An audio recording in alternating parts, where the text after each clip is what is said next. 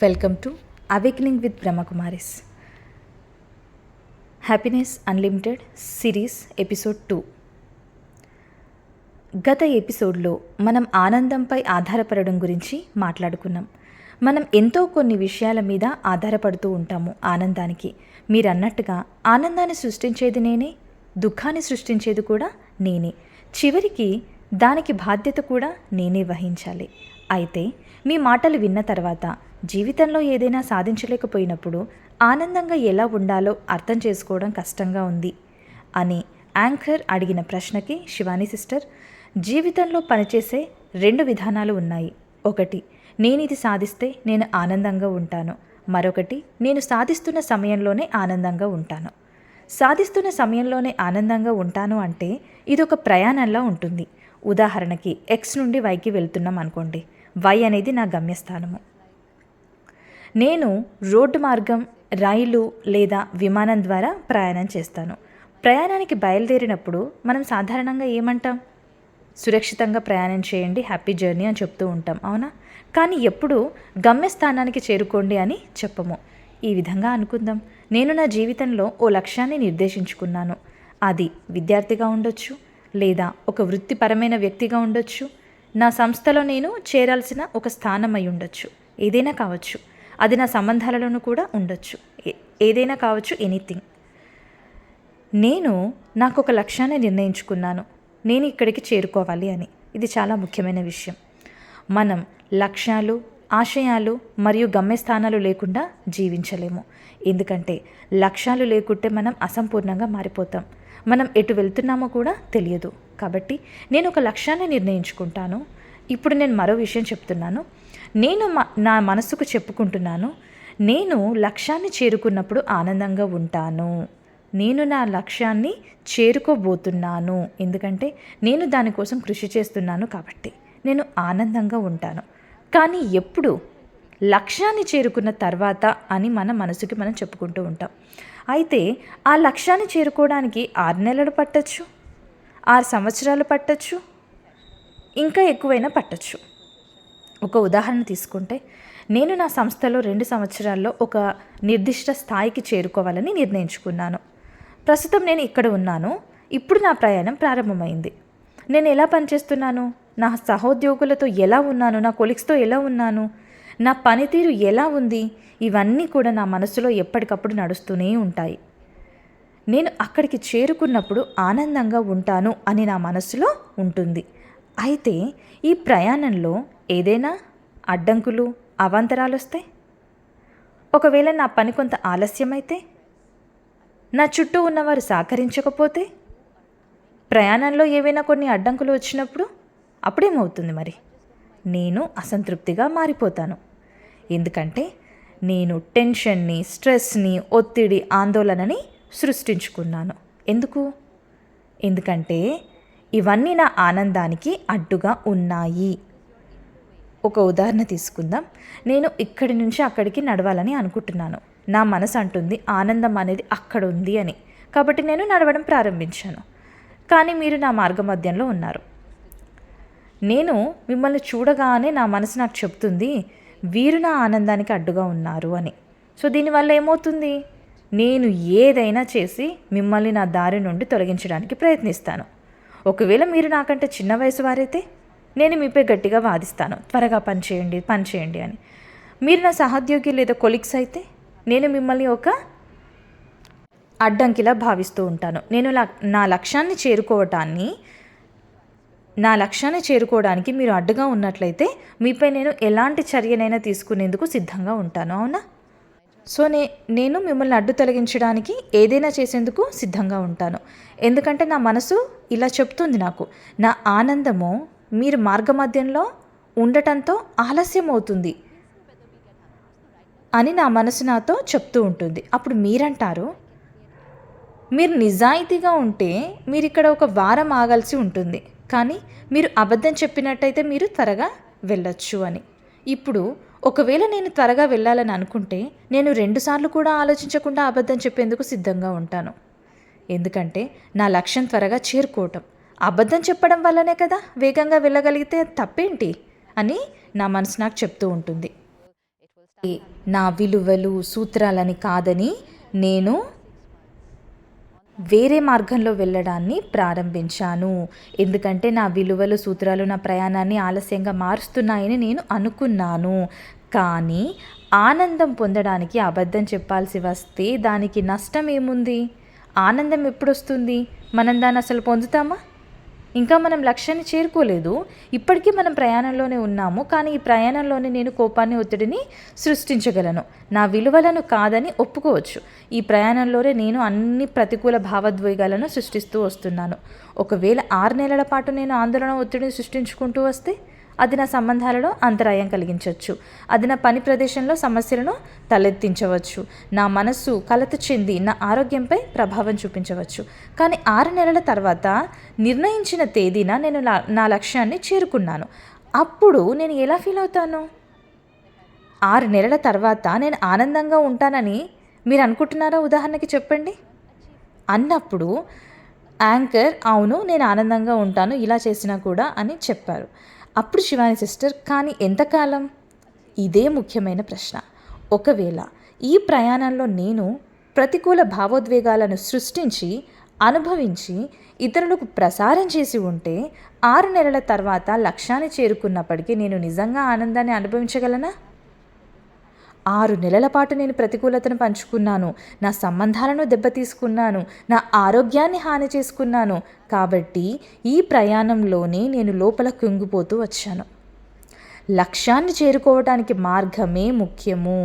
లక్ష్యాన్ని మాత్రమే చూడడం కాకుండా ఆ మార్గంలో నేను ఎలా ఉన్నానో అనేది చాలా చాలా చాలా ముఖ్యము. అప్పుడప్పుడు మన లక్ష్యాన్ని చేరుకోవటంలో మనం కింద పడిపోతూ ఉంటాము, గాయపరుచుకుంటాము, ఎన్నో దెబ్బలు అనుభవిస్తూ వస్తాము. అయినప్పటికీ చివరికి నా లక్ష్యాన్ని నేను చేరుకున్నాను అనుకోండి. కానీ నేను నా లక్ష్యాన్ని చేరుకునే సమయానికి నా శరీరానికి మనస్సుకి చాలా నొప్పి కలిగింది. అయినా నేను చేరుకున్నానని ఆనందంగా ఉన్నాను. ఎందుకంటే నా మనసు అంటోంది ఆనందం అంటే విజయంలోనే ఉంది అని. అయితే లక్ష్యాన్ని చేరుకున్న వెంటనే ఏమవుతుంది? మరింత ఎక్కువ లక్ష్యాలను ఏర్పరచుకోవాలి అని అనుకుంటాను. ఇప్పుడు అది సాధించాలి ఇంకా సాధించాలి అనే పరంపరగా ఇలాగే మన మనసులో కొనసాగుతూ ఉంటుంది. అయితే ఈ ప్రయాణంలో నేను ఇంటికి వచ్చిన కుటుంబానికి చెప్తాను, నన్ను క్షమించండి, నేను ఇలా ప్రవర్తిస్తున్నాను, నేను రాత్రిళ్ళు ఆలస్యంగా వస్తున్నాను, మీ అందరినీ ఇబ్బంది పెడుతున్నాను, కానీ నాకు తప్పదు. ఎందుకంటే నేను నా లక్ష్యాన్ని చేరుకోవాలి. ఎందుకంటే నా ఆనందం అక్కడే ఉంది. ఇది స్పష్టంగా చూపిస్తుంది మనకి నిర్దిష్ట లక్ష్యాలు ఉండాలి, కానీ అవి మన ఆనందాన్ని నిర్ధారించేలా ఉండకూడదు. ఒకసారి 6 నెలల లక్ష్యం నిర్ణయించుకుంటే 6 నెలల పాటు మనసుకి గాయాలు, మానసిక ఒత్తిడి తప్పవు. ఈ ప్రక్రియలో మన ఆనందాన్ని మనం వాయిదా వేస్తున్నాం కాదు, అసలు ఆనందాన్ని నశింపజేస్తున్నాము. ఇది ప్రతి ఒక్కరూ గుర్తుపెట్టుకోవాలి. ప్రతి లక్ష్యము మరొక లక్ష్యాన్ని తీసుకొస్తుంది. ఆనందాన్ని సాధించడంలోనే ఆరాటంలో మనం బాధని పెంచుకుంటూ పోతున్నాము. ఒక్కసారి 6 నెలలు ప్రయాణించి లక్ష్యాన్ని చేరుకున్నాను. అయితే ఈ ప్రయాణంలో కోపము, బాధ, ఒత్తిడిని కూడా అనుభవించాను. ఈ ప్రయాణంలోనే నా భావోద్వేగ శక్తి తగ్గిపోయింది. ఆ తర్వాత లక్ష్యానికి వెళ్ళేటప్పటికి నా మానసిక శక్తి మరింత తగ్గిపోతుంది. కార్యపద్ధతి, వ్యక్తులు, పరిస్థితి మారకపోయినా నా లోపలి శక్తి తగ్గిపోతూనే ఉంటుంది. అందుకే లక్ష్యం సాధించడాన్ని ఆనందంతో ముడిపెట్టుకోవడం కంటే లక్ష్యం సాధించడంలో ఉండే ప్రయాణాన్ని ఆనందంగా గడపడము నేర్చుకోవాలి. కాబట్టి లక్ష్యంని చేరుకునే ప్రయాణంలో మనకి ఏదైనా అవరోధాలు, అడ్డంకులు వచ్చినప్పుడు మన శక్తి తగ్గిపోతుంది. అదే వాతావరణం, అదే ప్రజలు, అదే పరిస్థితులు, కానీ ఎమోషనల్ స్ట్రెంగ్త్ తగ్గిపోయింది. అంటే ఇప్పుడు నేను మరింత గాయపడబోతున్నాను. ఎందుకంటే పరిస్థితులను ఎదుర్కొనే నా శక్తి తగ్గిపోయింది. ఎమోషనల్ స్ట్రెంగ్త్ తగ్గిపోతే మనలోని శక్తి కూడా తగ్గిపోతుంది. మానసికంగా బలహీనంగా ఉన్నప్పుడు మనం త్వరగా బాధపడతాం, త్వరగా రెస్పాండ్ అవుతాం, చిరాకు పడతాం. కానీ ఇవన్నీ శారీరకంగా కూడా మనపై ప్రభావాన్ని చూపిస్తాయి. శరీరం మీద ఆ ప్రభావము అప్పటికే ఉంటుంది. కానీ మనం చిన్న వయసులో ఉండగా 20 లేదా 30 ఏళ్ళ వయసులో అది పెద్దగా కనిపించదు. అప్పటి వరకు మనం ఫైన్ అని అనిపించుకుంటాం. ఇది సహజం, జీవితం ఇలానే ఉంటుంది అని భావిస్తూ వస్తాం. అయితే ఇప్పుడు శరీరము త్వరగానే ప్రభావితం అయిపోతుంది. లేకపోతే 30 ఏళ్ళ తర్వాత మాత్రమే సమస్యలు ఒక్కొక్కటిగా బయటకు వస్తూ ఉండేవి. Hyper tension, diabetes. కానీ ఇప్పుడు ఇంత తొందరగా శారీరక అనారోగ్యాలకి గురవ్వడానికి కారణం ఏంటి? ఎందుకంటే మనం స్ట్రెస్ని మన జీవనశైలిగా స్వీకరించుకున్నాం కాబట్టి. ఒకవేళ నేను చాలా టెన్షన్లో ఉన్నాను, అప్పుడు నా స్నేహితుడైన మీరు నాతో ఏమని చెప్తారు? డోంట్ వరీ, నేను అవసరమైతే మీకు ఆర్థికంగా కూడా సహాయం చేస్తాను అని మీరు చెప్పగలరు. కానీ అప్పుడు నేను మీతో అంటాను, నేను గత 6 నెలలుగా ఉద్యోగం చేయట్లేదు, నేను ఎలా టెన్షన్ పడకుండా ఉండగలను అని నేను మీతో అన్నప్పుడు, అప్పుడు మీరేమంటారు? టెన్షన్ పడితే ఉద్యోగం దొరుకుతుందా ఏంటి అని మీరు నాతో వెంటనే అంటారు. కాబట్టి మనల్ని మనమే అడగాలి, నేను టెన్షన్ పడితే సమస్య పరిష్కారం అవుతుందా అని. ఇది చెప్పడం సులభమే, కానీ ఇదే నిజమైన పరిష్కారము. ఎందుకంటే టెన్షన్ని పెంచుకుంటే సమస్య ఇంకా పెద్దదవుతుంది. ఓకే, ఇప్పుడు ఒక ఉదాహరణ చూద్దాము. ఒక కుటుంబంలో 5 సభ్యులు ఉన్నారు. అందులో 4 అనారోగ్యంతో బాధపడుతున్నారు. నేను వారిని చూసుకోవాలి అని నేను అనుకుంటున్నాను. కానీ నేను ఆరోగ్యంగా లేకపోతే వారిని ఎలా చూసుకోగలను? ఇది శారీరక ఆరోగ్యానికి సంబంధించిన విషయం, అవునా? ఇప్పుడు ఇదే లాజిక్ని ఎమోషనల్ హెల్త్ మీదకి తీసుకురండి. నేను నా పిల్లల్ని, నా జీవిత భాగస్వామిని, నా తల్లిదండ్రులను, నా పనిని చూసుకోవాలి. నేను అందరికీ సంతోషాన్ని తీసుకురావాలి అనుకుంటున్నాను. నా పిల్లలు చదువులో టాప్ అవ్వాలి, స్విమ్ ఛాంపియన్ అవ్వాలి, టెన్నిస్ ప్లేయర్ అవ్వాలి, గోల్ఫర్ అవ్వాలి. ఎందుకంటే వారు విజయం సాధిస్తే వారు ఆనందంగా ఉంటారు. వారు ఆనందంగా ఉంటే నేను ఆనందంగా ఉంటాను. కానీ ఇది అసలైన పద్ధతి కాదు. మనం అందరినీ సంతోషంగా ఉంచుతాం, తర్వాత నేను సంతోషంగా ఉంటాను అని అనుకుంటాం. కానీ నిజంగా మనం సంతోషంగా ఉంటే మన చుట్టూ ఉన్నవారిని కూడా సంతోషంగా మనము ఉంచగలుగుతాము. స్పిరిచువాలిటీ మనకి నేర్పేది ఇదే. నేను ముందుగా ఆనందంగా ఉండాలి, అప్పుడే నా కుటుంబము, నా పరిసరాలు కూడా ఆనందంగా ఉంటాయి. నా వాతావరణం, నా ఇంటి పరిస్థితులు, నా చుట్టూ ఉన్న వారితో నా ప్రవర్తన, all of it depends on నా మనసు ఎంత స్థిరంగా ఆనందంగా ఉందో దానిపైన డిపెండ్ అయి ఉంటుంది. నేను ఆనందంగా ఉంటే నా ఆనందకరమైన వైబ్రేషన్స్ నా చుట్టూ ఉన్న వారికి ప్రసరిస్తూ ఉంటాయి. మనం నిజంగా సంతోషంగా ఉంటే మన చుట్టూ ఉన్న వారిని కూడా మనం సంతోషంగా మార్చగలుగుతాము. ఆనందం అంటే ఏంటి మరి? ఆనందం అనేది అంతర్గత శక్తి. ఆనందం అంటే ఉల్లాసం కాదు. నేను రోజంతా ఆనందంతో కేకలు వేయడం, నాట్యం చేయడం కాదు. నాకు ఉద్యోగం పోయింది, దానికి నేను ఆనందంగా ఉండాల్సిన అవసరం లేదు. కానీ హ్యాపీనెస్ అనేది ఒక శక్తి, అదే స్ట్రెంగ్త్. ఇప్పుడు దీనిని అర్థం చేసుకోవడం కొంచెం కష్టం, కానీ ఒక అద్భుతమైన విషయం తెలుసా? మన మనస్సులో ఒకేసారి ఒకే ఆలోచన మాత్రమే ఉండగలదు. ఒక క్షణంలో 2 ఆలోచనలు అనుకోలేరు. కాబట్టి ఒక ఆలోచన ఉంటే అది ఒకే గుణాన్ని కలిగి ఉంటుంది. ఆ ఆలోచన మంచి గుణమై ఉండొచ్చు, లేదా మంచిది కానిదై ఉండొచ్చు. పాజిటివ్ ఆలోచన అంటే శక్తివంతమైన, స్వచ్ఛమైన ఆలోచన. నెగిటివ్ ఆలోచన అంటే భయం, బాధ, కోపం, ఆందోళన కలిగించే ఆలోచన. ఒక మంచి ఆలోచన మనలో స్టెబిలిటీ, స్థిరత్వాన్ని తీసుకొస్తుంది. ఆ స్థిరత్వమే మన బలము. అందుకే మన గురించి ఇలా అంటారు, విపత్కర పరిస్థితులలోనూ ఈ వ్యక్తి ఎంత బలంగా నిలబడ్డాడు, ఎన్ని ఒడిదుడుకులు వచ్చినా ఎంత స్థిరంగా ఉన్నాడు అని. ఇప్పుడు ఒక సందర్భాన్ని చూద్దాము. నాకు నా పిల్లవాడు మంచి మార్కులు సాధించాలని ఉంది. అయితే కొన్నిసార్లు అతను అంచనాలని అందుకోకపోవచ్చు. ఈ విషయాన్ని నేను ఎలా స్వీకరిస్తాను? పిల్లవాడు తక్కువ మార్కులు తెచ్చినందుకు నా స్టేట్ ఆఫ్ మైండ్ డిస్టర్బ్ అవుతుందా? అవుతుంది. ఇది ఎవ్వరికీ మంచిది కాదు. నా మైండ్కి కాదు, నా పిల్లవాడికి కాదు, నా పిల్లవాడి భవిష్యత్తుకి కూడా కాదు. అయితే ఈ ఫీలింగ్ని ఎవరు క్రియేట్ చేసుకున్నారు? నేను క్రియేట్ చేసుకున్నాను. ఇది సహజమే అని నేను అనుకున్నాను, కానీ ఇది సహజం కాదు. ఒక వ్యక్తి బాధను సృష్టించుకోవడం సహజమేలా అవుతుంది?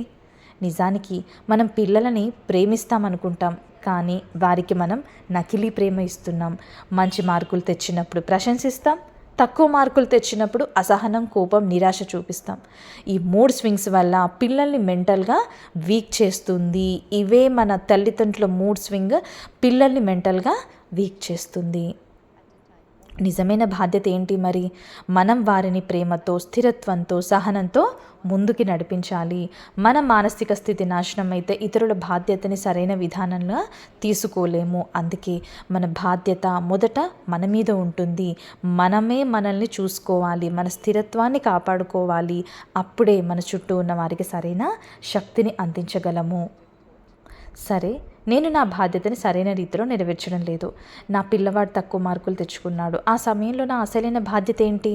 ఏం చేయాలి నేను? ముందుగా నా మనస్సును నేను స్థిరంగా ఉంచుకోవాలి. నేను రియాక్ట్ అవ్వకూడదు, అరవకూడదు, పిల్లవాడిని బాధ పెట్టకూడదు. నేను ఒక స్పష్టమైన స్థిరమైన మనస్తత్వాన్ని కలిగి ఉండాలి. ఆ తర్వాత నా పిల్లవాడి మానసిక స్థితిని అది బలోపేతం చేస్తుంది. అతని నెగిటివ్ ఫీలింగ్స్ని మరింత పెంచడం కాదు, అతనికి ఆత్మవిశ్వాసాన్ని ఇవ్వాలి. ఆ తర్వాత అతనికి సరైన మార్గదర్శకత్వం ఇవ్వాలి. తప్పును బోధించాలి కానీ అవమానించకూడదు. ఆ తర్వాతి పరీక్షల్లో మంచి మార్కులు తెచ్చేందుకు మార్గం చూపాలి. కానీ మనం దీనికి పూర్తిగా విరుద్ధంగా చేస్తాము. ముందుగా మన మనసు అశాంతిగా మారిపోతుంది. ఆ తర్వాత మనం కోపంతో పిల్లల మనసుని దెబ్బతీస్తాము. చివరికి ఆ బద్ధకం, దిగులుతోనే వారికి చదవమంటాము. ఇది సరైన విధానం కాదు. మనమే మన పిల్లల ఎనర్జీని తగ్గిస్తున్నాము. మనమే వారి ఆత్మవిశ్వాసాన్ని కూల్చుతున్నాము. ఆ తర్వాత ఇప్పుడు చదువు అని ఒత్తిడి పెడతాం. ఈ ఒత్తిడే పిల్లలని డిప్రెషన్లోకి, లైఫ్లో నెట్టేస్తుంది. పిల్లల ఆత్మహత్యలు ఎందుకు చేసుకుంటున్నారు? ఒక పిల్లవాడు ఆత్మహత్య చేసుకోవడానికి కారణం ఫెయిల్యూర్ కాదు. అతను తల్లి ముఖాన్ని చూడలేక ఆత్మహత్య చేసుకుంటాడు. నా ఫెయిల్యూర్ వల్ల మా అమ్మ నాన్నలు బాధపడతారు, వారి బాధకి నేనే బాధ్యుడిని, నేను ఉండకపోతే బెటర్ అని అనుకుంటాడు. పిల్లలు ఫెయిల్యూర్ని తట్టుకోలేవడం కాదు, తమ తల్లిదండ్రుల బాధ్యతని తట్టుకోలేకపోవడమే అసలు కారణము. తల్లిదండ్రులు నువ్వు ఇలా చేస్తేనే నేను హ్యాపీ అని కండిషన్ పెడతారు. ఇది పిల్లల మీద ఒక భారంగా మారుతుంది. ఈ ప్రెషర్, ఒత్తిడి భయంగా మారుతుంది. కాబట్టి నా నిజమైన బాధ్యత ఏంటి? నేను నా పిల్లవాడు మంచి మార్కులు సాధించాలి అని అనుకోవడం తప్పు కాదు, కానీ నేను ఎలా ప్రవర్తిస్తున్నాను అనేది ఆలోచించుకోవాలి. ప్రస్తుతం మనం చేస్తున్నదే నిజానికి పూర్తిగా తప్పుడు దారి. పిల్లల విజయం అంటే జీవిత విజయమా? వారు బయట నుంచి మంచి మార్కులు సాధించినా లోపల ఎమోషనల్గా వారు నాశనం అయిపోతే అది నిజమైన విజయం ఎలా అవుతుంది? పూర్తి విజయానికి 4 ముఖ్యమైన అంశాలు ఉంటాయి. 1 శారీరక ఆరోగ్యం, ఫిజికల్ హెల్త్, ఆరోగ్యంగా ఉండటం.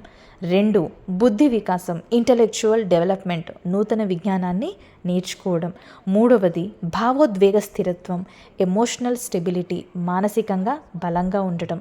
4వది ఆధ్యాత్మిక స్థిరత్వం, స్పిరిచువల్ వెల్బీయింగ్, అంతర్గత శక్తిని కలిగి ఉండటం. ఈ 4 విషయాలు సమతుల్యమైతేనే పిల్లలు నిజంగా విజయం సాధిస్తారు. కేవలం మార్కుల కోసం భయాన్ని పెంచడం కాకుండా వారిని జీవితంలో గెలిచేలా చేయాలి. కాబట్టి ఒక పిల్లవాడు తక్కువ మార్కులు తెచ్చుకున్నప్పుడు ఏమేం చేయకూడదు?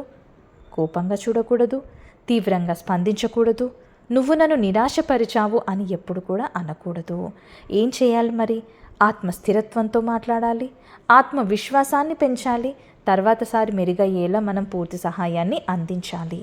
ఇదే నిజమైన బాధ్యత, ఇదే నిజమైన ప్రేమ. మన పిల్లల నిజమైన సంక్షేమము, పూర్తి బాధ్యతను అర్థం చేసుకోవాలి. మన పిల్లల బాధ్యత గురించి మాట్లాడినప్పుడు మనం ఎక్కువగా వారి చదువు, శారీరక ఆరోగ్యము మరియు సామాజిక జీవితం మీద దృష్టి పెడతాము. అకాడమిక్ ప్రదర్శన, మంచి మార్కులు రావాలి. శారీరక ఆరోగ్యము, మంచి ఆహారం, మంచి వ్యాయామం, మంచి వైద్యాన్ని అందించాలి. సామాజిక జీవితము, మంచి స్నేహితులు, మంచి ఎక్స్ట్రా కరిక్యులర్ యాక్టివిటీస్ని అందించాలి. ఈ మూడింటిని కేవలం ఫిజికల్, ఇంటెలెక్చువల్, సోషల్ లెవెల్లో చూసుకుంటూ వస్తాం. కానీ చివరికి మన పిల్లల మానసిక స్థితిని ఎవరు పట్టించుకోవటం లేదు. కానీ పిల్లల భావోద్వేగ స్థితిని, వాళ్ళు ఎంత ఒత్తిడికి గురవుతున్నారు అనే విషయాన్ని, వాళ్ళ గౌరవం తగ్గిపోవడాన్ని ఏ తల్లిదండ్రులు కూడా గుర్తించలేకపోతున్నారు. ఒత్తిడి వల్ల పిల్లలు బయట తేలికగా కనిపించిన లోపల అసహనంగా తయారవుతున్నారు. ఆశని పూర్తిగా కోల్పోతున్నారు. వారు వైద్యులు, ఇంజనీర్లు, న్యాయవాదులు అవ్వచ్చు. వారు శారీరకంగా బలంగా ఉండొచ్చు, కానీ వారు మానసికంగా బలహీనులైతే ఏం చేస్తాం మరి తర్వాత చివరికి. కాబట్టి ఎమోషనల్ స్ట్రెంగ్త్ లేకపోతే ఏమవుతుంది? చిన్న విషయానికే అసహనము, చిరాకు, ఇతరుల బాధను అర్థం చేసుకోలేకపోవడము, స్నేహితులు కుటుంబ సభ్యులతో మెలగకపోవడము, ఈగో వల్ల సహనంగా ఉండలేకపోవటము, ఇవన్నీ ఆ తర్వాత వారు పెద్దయిన తర్వాత వారిలో కనిపిస్తూ ఉంటాయి. ఒక మంచి డాక్టర్ తన టెక్నికల్ స్కిల్స్లో చాలా బాగా ఉండొచ్చు, కానీ ఎమోషనల్ స్ట్రెంగ్త్ లేకపోతే ఏమవుతుంది? అతని రోగుల బాధ పట్ల సహానుభూతి ఉండదు. అతడు సహజంగానే చిరాకు పడుతూ ఉంటారు. అతను స్నేహపూర్వకంగా ఉండలేడు. కాబట్టి ప్రతి ఒక్కరికి కూడా ఇంటెలిజెన్స్ కోషెంట్, ఐక్యూతో పాటు emotional quotient and spiritual quotient కూడా చాలా ముఖ్యము.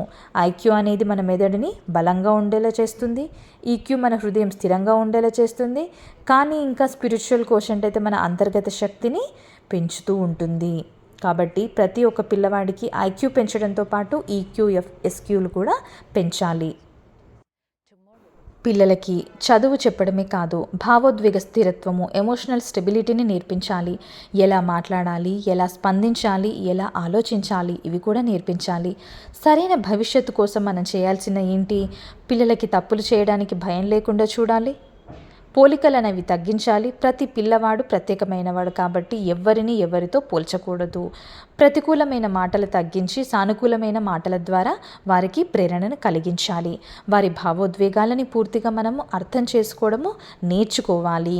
పిల్లల నిజమైన విజయం కేవలం మంచి మార్కులు కానే కాదు, మంచి మనస్తత్వము, మంచి ఆత్మవిశ్వాసము, శాంతి, ఆనందం కలిగి ఉండటమే నిజమైన విజయము. మన పిల్లలకి నిజమైన బలం ఇవ్వాలి, మార్కులు కాదు, మానసిక స్థైర్యాన్ని ఇవ్వాలి. జీవితం అనేక సవాళ్ళను ఎదుర్కొంటుంది. ఈరోజు మీ పిల్లవాడి క్లాస్లో ఫస్ట్ వచ్చాడు, అత్యధిక మార్కులు సాధించాడు, కానీ అవి అతనికి జీవితంలోని అనేక పరీక్షల్ని ఎదుర్కోవడానికి సహాయపడతాయా? అతను చదువులో టాప్ అయినంత మాత్రాన తన జీవితంలో చిన్న ఫెయిల్యూర్ని కూడా తట్టుకోలేకపోతే ఏం చేస్తారు? తనకి నచ్చని వ్యక్తులతో కలిసి పనిచేయలేకపోతే ఏం చేస్తారు? అతను ఒత్తిడికి తట్టుకోలేకపోతే ఏం చేస్తారు? మన పిల్లల భావోద్వేగ స్థైర్యాన్ని పెంచడం మన బాధ్యత.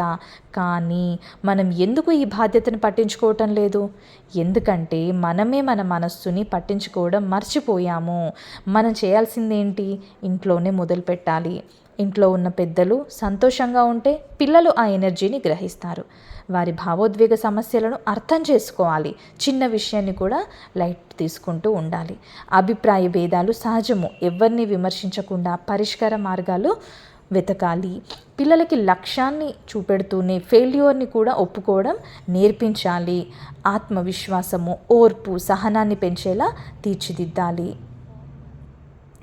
పిల్లల్ని మంచి స్కూల్లో చేర్పించాము, మంచి ఆహారాన్ని ఇస్తున్నాము, మంచి లగ్జరీలు ఇచ్చాము, వాళ్ళు సంతోషంగా ఉండాలి.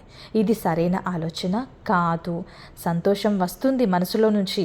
బయటి ఆటుపోట్లతో మన పిల్లల మనోస్థైర్యం దెబ్బతినకూడదు. తండ్రి డబ్బు సంపాదించడం ఒక భాగం మాత్రమే.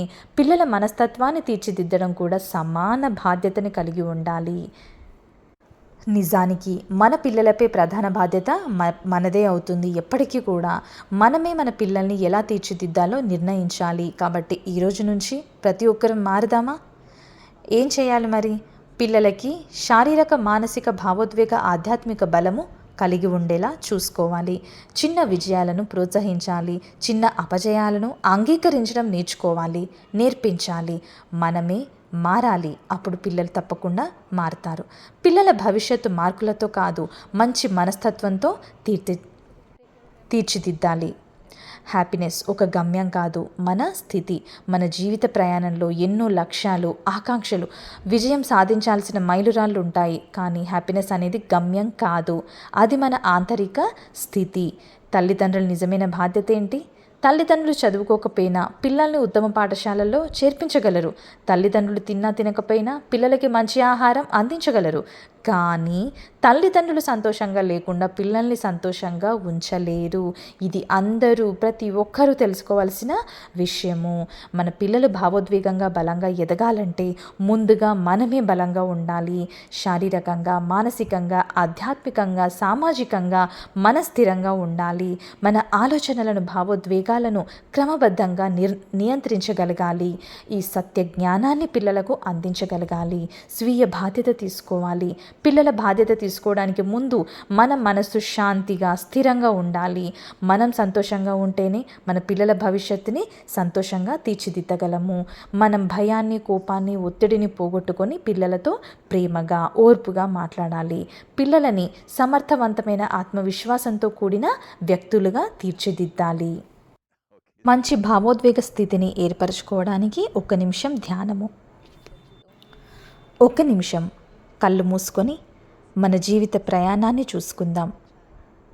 నాకు ఉన్న లక్ష్యాలు, బాధ్యతలు, ప్రాపంచిక విజయాలు అన్నీ నాకు కావాల్సిందే.